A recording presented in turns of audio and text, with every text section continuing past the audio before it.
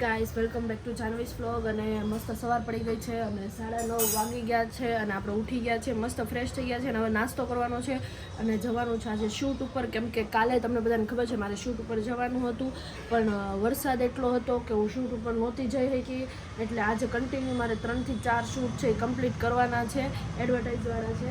એટલે આજે ફટાફટ આપણે નાસ્તો કરી લઈએ અને ઘરમાં કચરા પોતા કરીને પછી નીકળી જઈએ શૂટ ઉપર. આજે ભલે રેનકોટ પહેરીને જવું પડે, પણ જવું પડે એમ જ છે. એટલે વરસાદ આવે કે ન આવે આજે શૂટ કમ્પ્લીટ કરવા જ પડે એમ છે, કેમ કે કાલે વિસર્જન છે. એટલે પછી કાલના દિવસે તો કાંઈ કામ થાય નહીં, એટલે આજે કમ્પ્લીટ. देखो बजे हैं सिर्फ 10 और अभी सुबह सुबह गाइस खा रहे रोटी और सब्जी. કેમ કે મને છે ને ટાઈમ ન મળે શૂટમાં હું બધું સીધું સાંજે ખાઈ. ऐसे फेंकने का नहीं बोला है. મારા સંઘર્ષના દિવસો હાલી રહ્યા છે. હર્ષ સંઘવીના દિવસ આવી ગયા છે.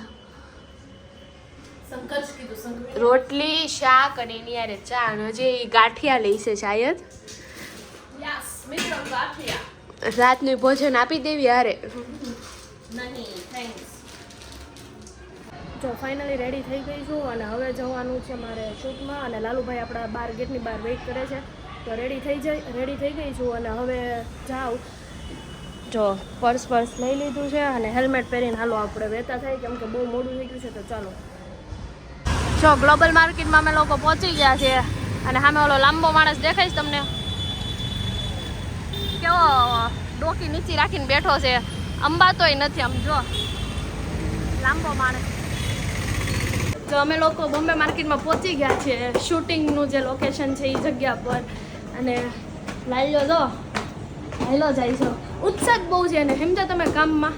અને મારી મમ્મી આવું ઠેલું આપ્યું છે, બહુ શરમ આવે છે. ઇન્ફ્લુએન્સરના હાથમાં આવું જબલું હોય ને તો બહુ શરમજનક વાત કહેવાય, પણ આવી શરમ નહીં રાખવાની.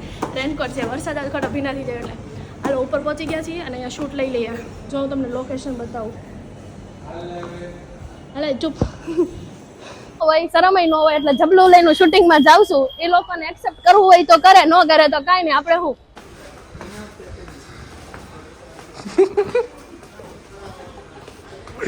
ઓકે. તો આપણે શૂટ કમ્પ્લીટ થઈ ગયા છે, 2 જે હતા એ. અને વરસાદ ધીમે ધીમે વરસવાનું ચાલુ થઈ ગયો છે અને આપણે હજી એક રીલ્સ બનાવવા જવાની છે. તો લાલુભાઈ શું કરવું છે? જવું છે પેટનો ખાડો પુરાવો કે શેઠ વાળા? પેટનો ખાડો પૂરવામાં એવું થાય છે દોસ્તો, અમે લોકો હે ને 100-200 નું ખાતા હોય તો વાંધો નથી, પણ અમે 500 નો પેટનો ખાડો પૂરી આવી છીએ. એટલે આજે અમે નક્કી કર્યું છે ભૂખા તૈસા રહેવું અને અમારા સંઘર્ષના દિવસોમાં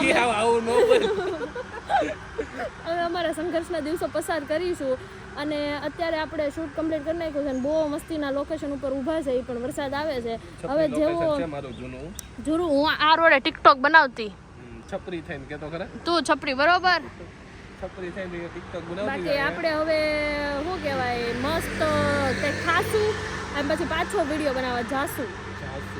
ખાશું ને જાશું. ચાલો વિડીયોમાં કન્ટિન્યુ બન્યા રહેજો અને મારી ફાકી સાંભળ્યા કરજો.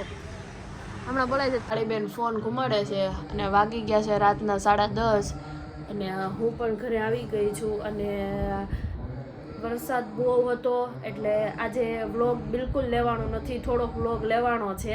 પણ આપણે કાલે વ્લોગ બીજો લઈશું, એ બહુ વ્યવસ્થિત લઈશું, સારો રહેશું. અને આજનો વ્લોગ બહુ નાનો આવ્યો છે, આઈ નો, પણ આજનો વ્લોગ આપણે અહીંયા જ એન્ડ કરીએ. મળીએ નેક્સ્ટ વિડીયોમાં. બાય, જય શ્રી કૃષ્ણ, ગુડ નાઇટ.